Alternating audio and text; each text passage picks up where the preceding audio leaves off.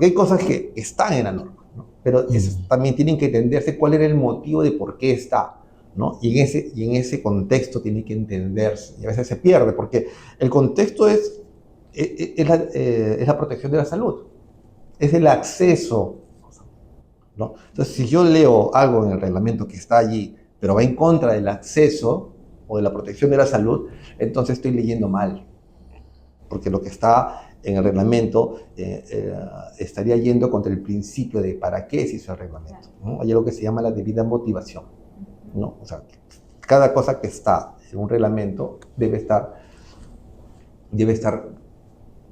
correctamente motivada. Algo, una necesidad, ¿no? Algún motivo tuvo que existir para que exista esta fase del reglamento. Y si lo dice, ¿y por qué no lo dice, no? La norma, no existen vacíos en la norma, ¿no? Todo lo que no está restringido está permitido. Y eso no lo digo yo, eso lo dice la Constitución Política del Perú. Y cuéntanos, Américo, en esta etapa inicial, quizás estos primeros 5 años del emprendimiento de F Consultora, ¿qué lección aprendida seleccionarías y dirías, no, con esta me quedo de estos 5 primeros años, ahora que ya van a cumplir 20? Wow, una lección. Un poco de memoria. Me es difícil, creo que son demasiadas y se me abruma y no sería capaz de elegir una. Creo que lo importante es cuál es el objetivo, ¿no? ¿Qué es lo que desea el cliente, ¿no? Es algo que costó un poco aprender y no salirse del triángulo cliente, que es el negocio, la salud y la ley, ¿no? O sea, trabajar en esos parámetros, ¿no? Y muchas veces tienes que decir, si hay un cliente que quiere salirse de esto, tienes que decir, no, yo juego estos parámetros, o sea, ninguno puede prevalecer, ¿no? Tiene que cumplirse la ley, no puede afectar la salud, ¿no? Y a su vez tiene que ser negocio. Entonces, yo creo que el principal aprendizaje es poder cuadrar esos 3 puntos, esas 3 columnas de manera rígida, ¿no? Y no Firmemente. es rígida, eso no es flexible, no se puede negociar ni con la salud, ni con la norma, ¿no? Ni con el negocio, ¿no? Porque por último, si no cumple la salud y no cumple la norma, pues el negocio es inviable, ¿no? Pregunta cerrada, Américo. ¿Eres más emprendedor, más empresario, perdón, o más farmacéutico? Más empresario, creo. Correcto.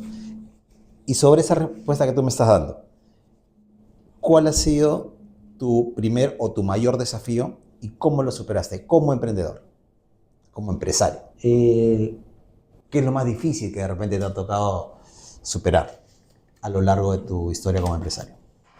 A ver, lo más difícil, creo, para cualquier empresario es aprender los temas de impuestos. ¿Sí? Creo que en los primeros años tuvimos doble tributación. Me dolió eso escucharte. Tributamos doble. Y no te devuelven, creo, ¿no? Tienes que iniciar. Tendrías que demostrarlo. Y entonces, eso es algo muy, muy crítico, ¿no? Que uno lo deja en manos del contador, ¿no? Y el contador puede descuidarlo y eso sigue pasando y uno no se da cuenta, ¿no? Hasta que de repente es demasiado tarde, ¿no? Entonces un empresario tiene que entender y conocer mucho de contabilidad, de tributación y preguntar por qué eso y por qué no lo otro, ¿no? Y en nuestro caso sí, tuvimos algunos años, creo que fueron 2 años de doble tributación, o sea, tributamos el doble juicio, ¿no? Y esto no tiene que ver con que el contador sea una buena persona, no. Tiene que ver con que sea profesional, ¿no? Y tener que reestructurar a la empresa, contratar a un estudio contable mucho más preparado muy parecido, o sea, lo que decir es más formalidad, ¿no? Que te presente lo que la empresa requiere, ¿no? O sea, pagar todos los impuestos que se requieran pagar como se deben pagar, ¿no? Como si, por ejemplo, tú compras una computadora y ya la tienes mucho tiempo de años y Yo no sabía que había que depreciarla. Oye, ¿se deprecia? Sí, se deprecia y eso favorece. Ah, ¿no? Y cosas pequeñas que uno no está en nuestra mente de empresario, o farmacéutico, si quieres llamarlo así, el pago de impuestos, ¿no? Y creo que es importantísimo conocer los impuestos, las infracciones y lo mejor es dormir tranquilo. Entonces, cumplir con reglamentación tributaria es algo que puede ser un dolor de cabeza, pero una vez que las cumples, estás tranquilo. Creo que eso es algo como empresario de las cosas más duras que nos ha tocado atravesar. Bajo ese mismo esquema de empresario, supongo que la pandemia, año 21, año 20, ha traído retos. ¿Cuáles fueron los retos que te trajo esta situación? Debo decir que un año antes casi de la pandemia, nosotros ya habíamos eliminado nuestro servidor propio, ya habíamos migrado a la nube. Sí, ya teníamos todos los procesos, los documentos digitalizados. Entonces, digamos que cuando inició la pandemia, nosotros podíamos trabajar de casa, ¿no? Ya teníamos todos los que laboraban en F Consultora, terminales, laptops. Entonces, se quedó la fotocopiadora en la oficina, pero ya no sacábamos copias, ¿no? Ya no era necesario para escanear algunos documentos. Y la visita de almacenes, ¿no? La visita de almacenes y ver cómo hacer para visitar almacén, cómo liberar un producto. Era un desafío inicialmente cuando llegaban las mercancías para despachar, ¿no? Pero más que eso, en mi caso, la pandemia no significó un golpe o una variación. No hubo más clientes porque hubo pandemia, ni menos clientes porque hubo pandemia, ¿no? En el caso, los clientes que yo manejaba se mantuvieron, ¿no? No hubo cambios, no hubo mayores cambios, ¿no? No hubo, ni para arriba ni para abajo. O sea, fue mi experiencia, o sea, no hubo un gran desafío que tuve que afrontar durante la época de pandemia. Bueno, salimos de la oficina, ¿no? A trabajar fuera, ¿no? Pero bueno, más que eso, ¿no? Entiendo que te agarró preparado, digamos. Sí. Más o menos. A O sea, nosotros sin querer queriendo, ¿no? Sí, sin proponernos esto, tratábamos de mirar futuro, y el futuro iba a ser manejar la nube, ¿no? Y ya habíamos migrado a la nube. Un año antes ya habíamos digitalizado los documentos y cuando ocurrió la pandemia, pues eso pasó. Y en general, en la misma línea, ¿no? En la misma línea de pandemia, para el rubro de asuntos regulatorios, ¿qué cambios positivos consideras que dejó esta pandemia? Yo no he notado, o sea, algún cambio ni positivo ni negativo, ¿ah? Las importaciones de emergencia no fue un cambio regulatorio, siempre estuvieron allí. O sea, en mi opinión, no requerían interpretación. Estaba claro, estaba un caso de emergencia y se permitía. Sacaron una pequeña reglamentación para explicar lo que ya estaba en el reglamento, ¿no? Y eso ocurrió básicamente porque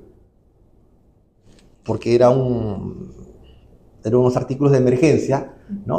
O sea, se usas en caso de emergencia y obviamente pasan años y no los usas, ¿no? Y desconoces si algún día lo vas a usar y cómo usarlo. Entonces, eso no estaba procedimentado, ¿no? Pero salvo eso, no ha habido ningún gran avance en lo que es asuntos regulatorios. Claro. En ese sentido, hubo mucha interpretación por parte de los evaluadores en este tema de emergencia. Claro. Y te dificultaban las cosas, ¿eh? Lo que pasa es que se olvidan, nuevamente, ¿para qué está? Es de emergencia y el propósito del reglamento es la accesibilidad. Entonces, eso me tiene que facilitar la accesibilidad, ¿no? Entonces, lo único que, bueno, y no está procedimentado, genera un procedimiento rápido para realizarlo. No necesita que esté en el TUPA, ¿no? Puede estar en el TUPA mucho mejor, ¿no? Alguien hubiera pensado en hacer reglamento esta parte y procedimentarlo en el TUPA, sí, hubiese sido mejor. Pero esa parte sí nos agarró, pues, no pensábamos que iba a ocurrir, ¿no? No pensábamos que llegara una pandemia, entonces estaba allí porque, bueno, que tenía que estar allí, pero no sabíamos que iba a llegar. Américo, cuéntanos, y en estos casi ya 20 años, debes haber tomado muchos riesgos. clientes riesgosos o decisiones riesgosas, o quizás el hecho de empezar la empresa fue un riesgo. ¿Cuál crees que haya sido el mayor riesgo que hayas tomado en tu carrera? Adquirí mi oficina. Sí, es el riesgo más grande, ¿no? Cuando decidimos comprar una oficina, ¿no? Porque claro, es una inversión muy grande durante mucho tiempo, ¿no? Y es el riesgo más grande que hemos enfrentado, ¿no? ¿Y la están usando? No. Ese es el riesgo, entonces. Sí, ¿no? Eso, digamos, no fue un impacto, o sea, el impacto negativo con respecto a la pandemia es que la dejó de usar. O sea, no varió, el gasto sigue allí. El gasto sigue allí, está la oficina allí, pero no lo usamos, ¿no? No lo usamos. Y ya, claro, luego de ver y hacer, vamos a decir, eficiente trabajo desde casa, pues no tendría mucho sentido regresar. Pero al final esas decisiones y esas particularidades, nadie se esperaba una pandemia y tú no tenías cómo prever que luego de comprar esa oficina ibas a tener que no usarla y por varios meses, pero al final te dio claridad, ¿no? Te dio claridad en cómo quizá podían optimizar el trabajo, mejorar el Sí, no, flujo. yo creo que el trabajo de casa es el futuro, ¿no? Se adelantó 20 años, ¿no? 20 años lo adelantamos, yo lo esperaba, pensaba todavía estar en un tiempo más en esa oficina, ¿no? Allí, pues claro, no pensaba que iba a venir una pandemia, ¿no? No hubiese atrevido a comprar una oficina, ¿no? Y de hecho, yo creo que no es solamente mi caso, ¿no? Hay muchas oficinas que ya no trabajan al 100%, ¿no? Permanente, ¿no? Hacen mucho trabajo. Aparte que Lima, o sea, el transporte en Lima es terrible. Caótico. No solamente caótico, o sea, demora demasiado, es incómodo, pierdes buena parte de tu vida transportándote, ¿no? Y entonces, el trabajo que se puede hacerse desde casa, ¿por qué no? Correcto. Ahora, dentro de esa trayectoria de 20 años, supongo que han habido caídas o fracasos, no sé cómo quieras llamarlo. Eh, ¿Cómo los enfrentaste y cómo aprendiste tú de estas experiencias? ¿Y cuál fue el impulso para continuar? En algún momento sí, a veces en una empresa de consultoría pues, puede haber una baja en el volumen de gestiones, ¿no? Eh, y claro, bajan el número de solicitudes y tú tienes que enfrentar, o sea, el- cuando trabajas con un personal que te apoya y tienes que cumplir con sus obligaciones, no es responsabilidad de ellos si tú no conseguiste pocas o muchas gestiones, ¿no? Hay que cumplir con el personal, ¿no? Y claro, en esos momentos el banco es la alternativa, ¿no? Entonces era necesario hacerse préstamos en el banco para poder cumplir con las obligaciones de planilla, ¿no? Mientras se concretaban algunos proyectos, ¿no? Y poder cumplir con el pago siguiente y ahora con la deuda más, ¿no? Y entonces ha habido algunos momentos así, muy complicados, ¿no? Y que hemos tenido que afrontar, ¿no? Pagando al banco, pagando los intereses, ¿no? Y impidiendo de repente un crecimiento más rápido de la empresa, ¿no? Pero bueno, hemos salido a flote, ¿no? Hemos salido a flote y ya nos hemos consolidado mejor, ¿no? Pero sí, yo creo que lo más difícil es enfrentar eso, ¿no? Yo creo que el factor empresario, ¿no? Eh, nosotros no, bueno, salvo la oficina, pues no tienes un activo muy grande, sino es el servicio, son las personas, y tienes que cumplir con las personas en los tiempos en que tú has contratado sus servicios. Américo, actualmente desempeñas más un rol de gerente regulatorio, gerente comercial, pero en la época cuando todavía armabas algunos expedientes o quizás visitabas más frecuentemente los almacenes, ¿qué tipo de productos son los que preferías trabajar? ¿Cuáles son los que te dan quizá más satisfacción o eran más un reto de esos que te dejan con ganas de seguir trabajando? ¿Qué recuerdes? Me gustaron mucho los dispositivos médicos, Muy ¿no? interesante. Los dispositivos médicos odontológicos fueron los productos que yo descubría, ¿no? Y que les agarré cariño, ¿no? Es interesante todos los que son resinas dentales, geles de ácido fosfórico, y es interesante, ¿no? Son los productos que más me gustan. Los dispositivos médicos, estos productos van a Digemit, pero como entidades regulatorias tenemos Digesa o Senasa u otras. Dentro de tu experiencia, ¿con qué entidad regulatoria es que has preferido trabajar? Dije siempre. ¿Por qué te Eh, gusta? Creo que al margen de las observaciones y críticas que podemos tener, es una de las entidades de salud que mejor trabaja, ¿no? No existe ni una empresa perfecta ni una entidad pública perfecta, y siempre vamos a tener discrepancias que alturadamente se pueden aclarar, ¿no? O documentariamente, ¿no? Pero sí, yo creo que Digimit es una entidad predecible que sí ha mejorado bastante con el tiempo. Los profesionales se han preocupado por entender mejor el reglamento, ¿no? Y aplicarlo, ¿no? Y eso se nota, ¿no? No ha sido así, sin embargo, posiblemente con otras entidades, ¿no? Con las que yo he podido tener esta interrelación, ¿no? Básicamente por cumplimiento del reglamento, ¿no? Cosas que están clarísimas y que simplemente se decide no cumplirlas, ¿no? Creo que anécdotas habrán miles con Digemid, con Digesa, con todos estos organismos, ¿no? Con todas estas entidades del Estado que reglamentan. Pero si estuviera dentro de tu poder, si tú pudieras implementar algún cambio en la normativa, ok, ciñámonos a Digemid, ¿qué cambiarías? Muy poco. Creo que el problema no está en la normativa. No digo que no se pueda mejorar. O sea, hay muchas cosas por mejorar en la normativa. Pero creo que lo fundamental es entender la normativa que tenemos y entender el contexto de para qué está. Yo creo que si se entendiera eso con la normativa que tenemos, podríamos avanzar mucho. No es tan restrictiva, ¿sí? La mala interpretación de la normativa que tenemos, yo creo que es lo que restringe muchas cosas. Y los cambios son para aclarar esas confusiones, pero no tendríamos que aclararlos si es que interpretáramos adecuadamente el reglamento, ¿no? Si entendiéramos el propósito del reglamento. Claro, pero es que cuando hablamos ya de interpretación, no hay una homogeneidad en este sentido. Es que no es un tema de personas, o sea, no es un tema de opiniones. La interpretación no es opinable. Voy a ponerte un ejemplo. El reglamento está basado en una ley. Las leyes tienen que cumplir, digamos, en términos farmacéuticos, el PODEPOES, ¿no?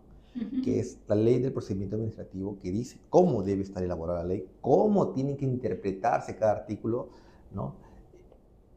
Y tiene principios, ¿no? Y entonces, si uno conoce esos principios, va a darle una mejor lectura a la ley de salud, a la reglamentación sanitaria, ¿no? E incluso hay un libro, que somos abogados, le tengo curiosidad, nunca lo he visto, que es el libro de Morón, que te ayuda a interpretar correctamente la ley general de procedimiento, la ley de procedimiento administrativo general, o sea, incluso, ¿no? Entonces, ¿por qué? Porque eso es necesario.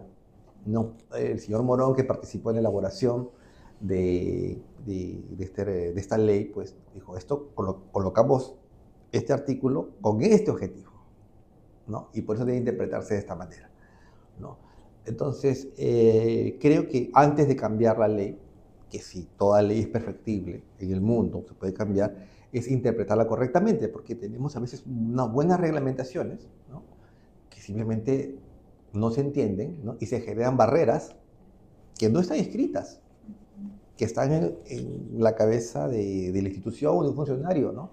Que lee algo que no está impreso, ¿no? Que lee entre líneas.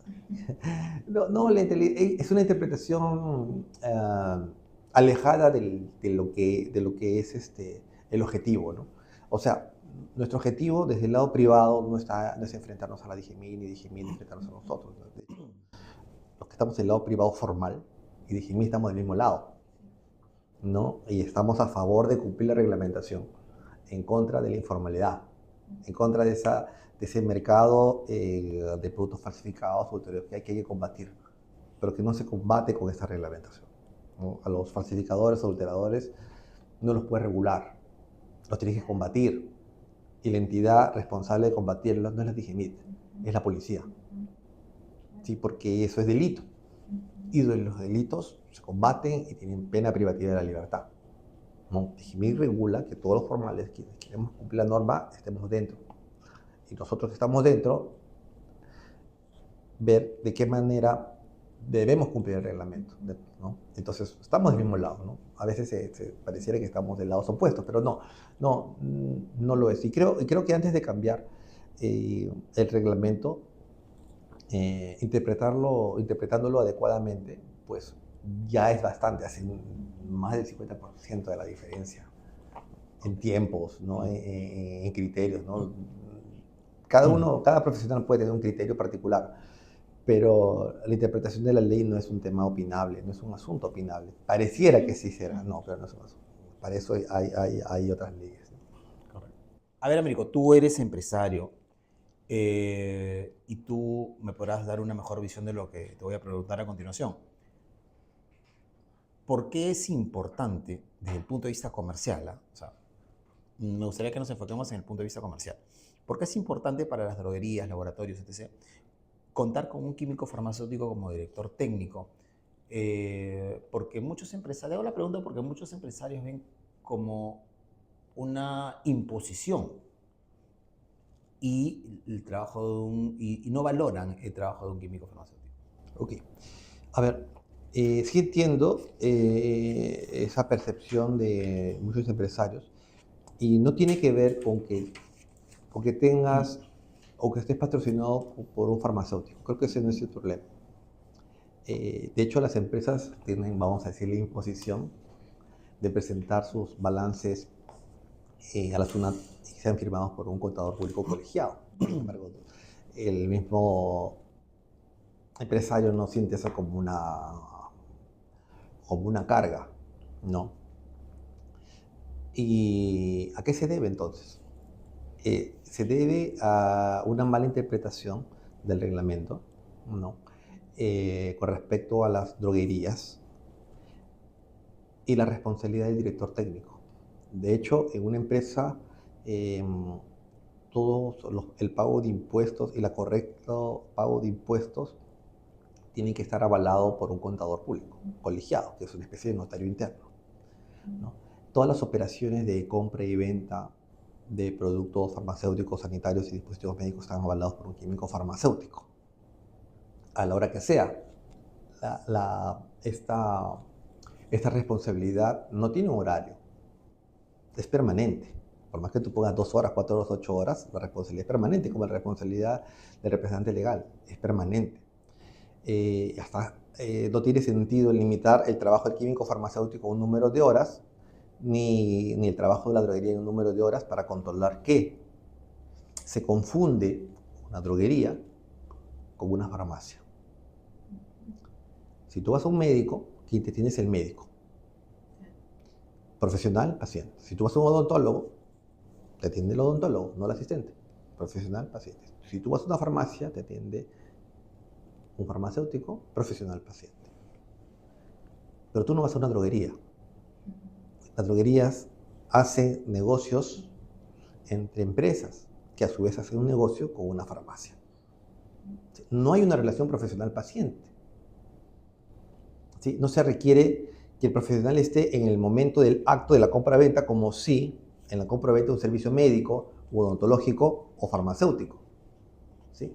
Entonces, esta imposición que es, voy a decir, una mala interpretación, absurda, por así decirlo, es contraproducente del trabajo del químico farmacéutico, es ilegal porque atenta contra el trabajo, contra la libertad del trabajo y la libertad de empresa, ¿sí?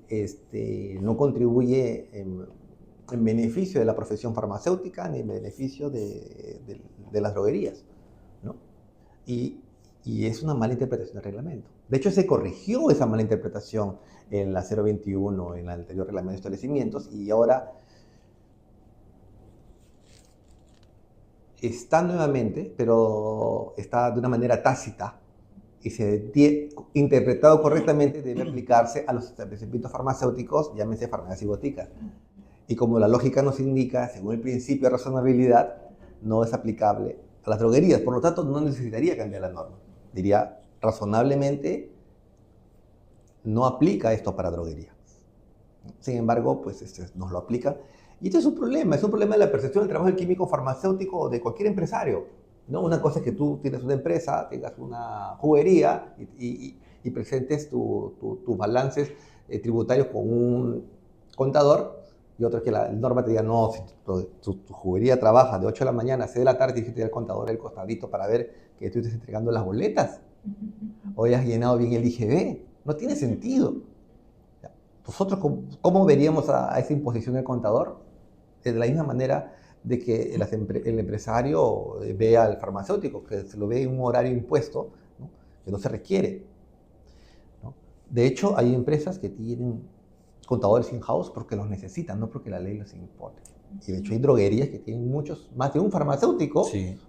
no porque la ley se lo imponga, sino porque se requiere su trabajo, es necesario, el volumen de sus operaciones así lo indica. Pero sin embargo hay empresas, sobre todo en dispositivos médicos, que importan unidades de muy alto valor, por cierto, pero lo que no se venden todos los días. ¿Sí? No todos los días se venden implantes cocleares, ¿no? O tomógrafos. ¿Sí? Eso no sale, pues tampoco hay, no puedes importar por lote, ¿no? Ni almacenar, ni pasar el tomógrafo y ponerlo de cuarentena disponible. No tiene sentido. De hecho, los importadores de tomógrafos, entre comillas, incumplen la ley, pero no la incumplen si tú aplicas un principio de razonabilidad. Por lo tanto, no están incumpliendo, ¿no? Quien no interpreta adecuadamente la norma, que ya está, pues, ocasiona un problema, ¿no? Un problema al final de disponibilidad, un problema de la salud. Y eso es lo que no nos damos cuenta, ¿no? Continuando con esta razonabilidad, y el Estado lo que pretende es, sí, porque siempre lo menciona, es abaratar el costo tanto de los medicamentos como de los dispositivos médicos. Sin embargo, a través del tiempo te van poniendo más certificaciones, más reglamentaciones que cumplir. Esto lo escucho y lo recojo de varios empresarios con los que converso. Esto genera un costo. Sí. Y este costo, nos guste o no nos guste, como empresa que somos, va a trasladárselo al cliente paciente, final, al al paciente en así este es. caso. ¿Cuál es tu opinión al respecto? O sea, ¿cómo pretende el Estado abaratar costos o que tengamos más acceso, económicamente hablando, a estos medicamentos o dispositivos médicos si te ponen más reglamentaciones que cumplir? La labor del Estado es la regulación, ¿no? El control y la vigilancia, y eso está muy bien. Y si un producto amerita, razonablemente hablando, mayores controles, habrá que hacerlos y los costos tendrán que incrementarse. Yo estoy de acuerdo con eso. Sin embargo, ¿realmente amerita? Esa es la pregunta. ¿Realmente amerita que se pidan A o B requisitos que no puedes controlar? ¿Sí? Entonces, eso es lo que hay que ver. O sea, si es necesario tener que poner una barrera burocrática legal, se tiene que hacer.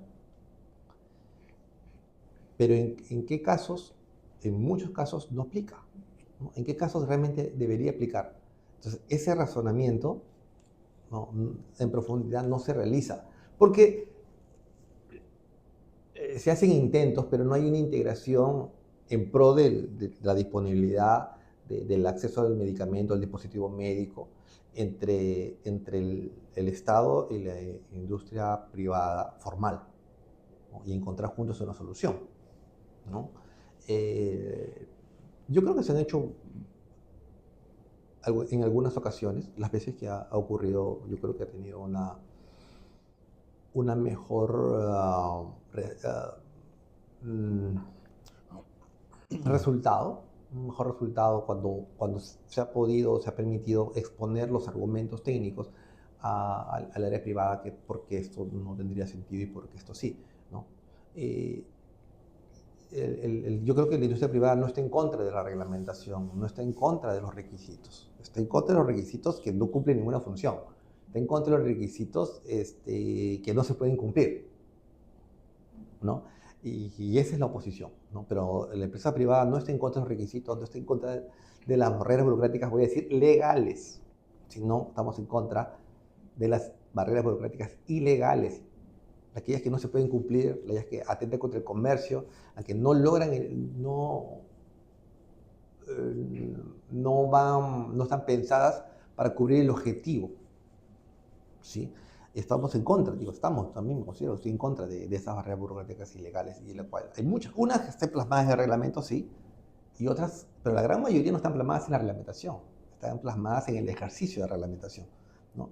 Una mala lectura, ¿no? No, tampoco no digo acá una mala intención, ¿eh? Es una incorrecta lectura solamente. La persona que está sentada lee algo que no está allí, ¿no?